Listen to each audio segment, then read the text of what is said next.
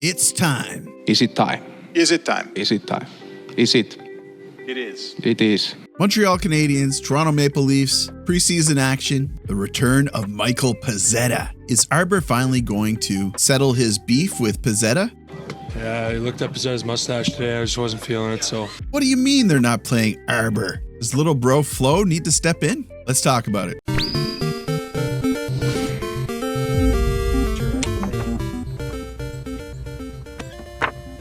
The worst picture of all time. Well, that was an interesting game. Before we go any further, did you watch the game? Do me a favor. If you didn't watch the game, go check out what the score was. Now I'm going to tell you that the Montreal Canadiens had 4 5-on-5 shots on net this game. And quite frankly, I don't have any desire to review this game in the traditional way, at least. But we're going to go through it. I'm going to show you some plays. I'm going to show you some goals, mostly Toronto goals. And we're just going to have some fun with this one, guys. So like I said, the Montreal Canadiens were playing the Toronto Marlies tonight. You know, this was not their all-star lineup. There was no Nylander. There was no Matthews. It was Mikel, Lorentz, McMahon, Pezzetta, and Montreal had an incredibly difficult time with them. Although Suzuki, Caulfield, Slav, Laine, Doc, Demidov, Fowler, Montembeault, you know, they had some of their best players playing tonight. I deserve this because I took a little bit too much satisfaction in the Ottawa Senators losing in exactly the same way, except not as badly. So what do we do first here? Do we talk about why this happened? Do we show the highlights or the lowlights, I guess? I think we go through the gameplay and then we'll talk about what happens. But first, if you're not already a subscriber, please consider subscribing. I would love to have you as part of this community. This probably isn't the best video to make my pitch, but maybe this best exemplifies how seriously I take it. You know, a lot of people might not have even done a video about this game. We got plenty more hockey to go. This is not indicative of how the Montreal Canadiens are going to play this season. It's preseason. No need to panic. Well, there's a couple of things that make me a little bit anxious, but we'll talk about that. So with this game, things start bad and they end bad, but there's like a little glimmer of hope near the, early middle of the game, I guess. Toronto comes out, they score first. It's Lawton, making it 1-0. This one surprisingly didn't bother me. This was a big mistake by O'Rourke. Were you really hoping that O'Rourke was going to make the lineup this season? He attacked the puck when Lawton was way too close into striking distance, and Lawton runs away with it. This next one concerns me a little bit. That's Lawton again. 2-0 for Toronto. Interesting decision-making skills here by Noah Dobson, our now most expensive defenseman. This should have been played as a 2-on-1. Matheson was not back enough. He had to scramble to get on his side, but there was confusion here, and I think that the chemistry is not built yet, and Dobson didn't know what was happening. So let's excuse this one as well. And could Montembeault have come up with a save on either one of these? Sure. Next, Montreal does get on the board and makes it 2-1. And the guy who does it is probably the individual who tried the hardest this game, I'm going to say. Caulfield, rink wide to Suzuki. Here he comes again. Drop pass to Matheson.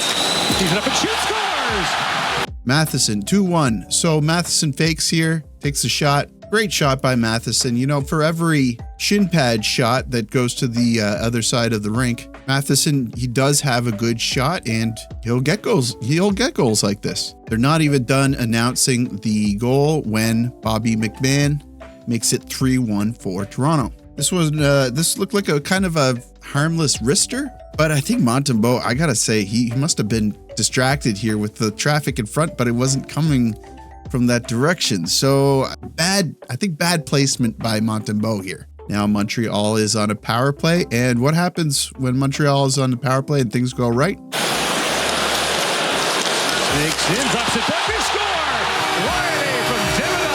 Yeah, Laine gets a goal, but wow, Demidov creates this one. Probably one of the other silver linings or like the bright spots of this game is this goal. Demidov creates space, he looks for an angle and he finds it. This is very encouraging. But Toronto will respond, and it's Lorentz. Tip in front, weird one. You could say that Montembeault could have had better positioning on this one, but personally, I just think this was another unlucky one. Not saying they were all unlucky. I'm saying that, yeah, you know what? None of them were really unlucky. But you can excuse a couple of them, maybe. And Lorentz isn't done there. He makes it 5-2. For this one, you know, Demidov is just not playing his man here. He's completely unmolested standing in front of the net. So yeah, I'm going to pin this one on Demidov. A couple of things I did want to point out that I thought was encouraging to see from certain individuals.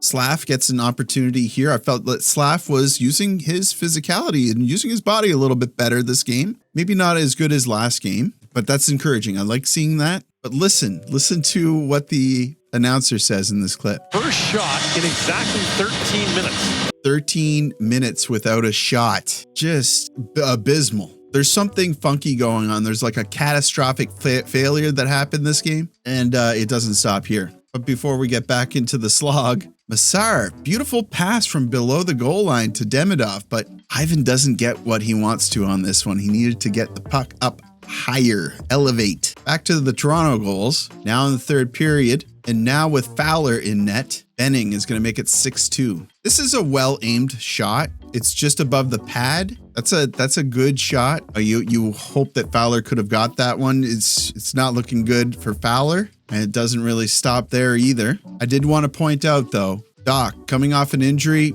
trying to get some chemistry going with two guys that he hasn't played with before. He can still make good zone entries, and he's looking good skating out there. Actually, I should probably highlight his first shift. He was doing some good forechecking and good back checking. Let me grab that clip and put it up.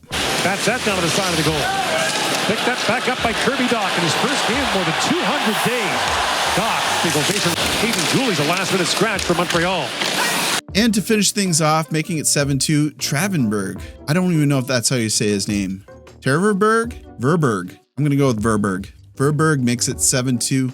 Davidson with just two flat tires here, and then Klerman, completely ineffective, make Verberg look like a superstar. So very disappointing game overall, but maybe the most disappointing parts were that 3 Canadiens players were injured this game. Caden Gooley didn't start. He was benched, groin injury day to day. Noah Dobson, also groin injury day to day. And then Reinberg, who did start this game, didn't finish it. He was injured again. Currently being evaluated by the team. There's no update. I guess we'll probably get an update tomorrow, but that's very concerning. I could be wrong here, but currently being evaluated by the team, I hate that. I hate that. If he was sick, I don't think they would say that. They would say flu-like symptoms or something like that. But after the game, Martin St. Louis did his usual press session, and he said that he's not worried about the injuries today. They're all not serious, so hopefully that includes Reinbacher. And then the final point that I wanted to touch on was something that Martin St. Louis said, and instead of me repeating it, let's just bring it up. Kirby's coming back from an injury. These 3 guys haven't played together in games, but with the amount of time you have between now and the season, it's not a lot of time to test them out. Is there an urgency you need to see from all 3 of those guys to make sure it works before you decide, I better try something? Yeah, and it's not even offensively.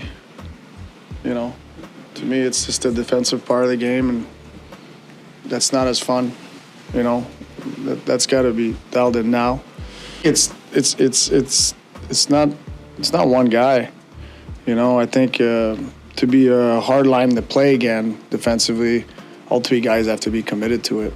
You can have one guy committed, 2 not. You can have 2 and 1 not. And it's just, you know, all 3 have to be committed to it, you know. And for me with Docker, I just felt he had energy and legs tonight, you know, and he hasn't played a game in a long time, so I'm not going to evaluate so much. I'm sure we're going to do some teaching, you know. I'm just happy he got to get in the game.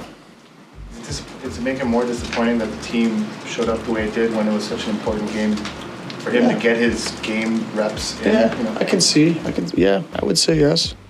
So he's calling out this line. He's not ready to blame Doc. And that's kind of where I'm at too. That's why I showed you that he was using his speed. He was using forechecking, back checking. He had some urgency in his game. But Demidov, he's not latching on to the defensive mechanics of the system. He's only like 14 years old or whatever. So he's brand new. He's brand new, and he's coming from a Russian system where I have very strong opinions on and criticisms on. But then there's Patrik Laine, who I did see some good compete, but it's spotty. You need to buy in and you need to stay bought in. And he's Martin St. Louis is calling that out here, and he's saying there needs to be urgency, and it needs to happen now because there's not much time before the season. Are you in or are you out? And to further demonstrate that point, here's Patrik Laine saying what went wrong today. I think just execution. I feel like guys were, myself included, sleeping a little bit. I think just simple mistakes that, just cost us today. I think we've been, working super hard in practice, but at the same time, you gotta execute when it's game time, and obviously didn't do that tonight. But we'll get another chance here soon, so gotta keep doing it. So I'm already seeing a lot of individuals online giving him some grief about those comments. He knew he was sleeping out there. He knew he wasn't giving it his best effort. Well, you have to be turned on. The volume needs to be cranked 100% all the time when you're out there. That's what you're paid to do. That's what you should be doing out there. But you know what? I actually like this response from Laine. Last season, he took some accountability, but it was mostly we. I was sleeping out there, he says. I like that from him. I like that he's taking full responsibility for it. And if he's sleeping out there, do you want other players to wake him up? He's got to do that himself. So maybe this is the wake up call that he needs. I don't know. I'm hoping. That's going to do it for me. I got to get to bed. This one got me a little bit angry. Caulfield, Slav, Suzuki brought their level of play to the game. Nothing was clicking. And the pairings that they were getting set up with, especially after Dobson left, especially after Reinbacher left, although Reinbacher, he wasn't really adding much to the table. They were getting stuck in the neutral zone a lot, and it was getting turned over. And it's because the plays weren't getting pushed. There was enough time in the defensive zone as well. I mean, the shots were like what they had under 20 shots the entire game. Anyway, you know what to do. Like the video. It helps me out with something with YouTube or something like that. Subscribe if you're not already subscribed. I'd love to have you as part of the community. And as always, I will see you down below in the comments.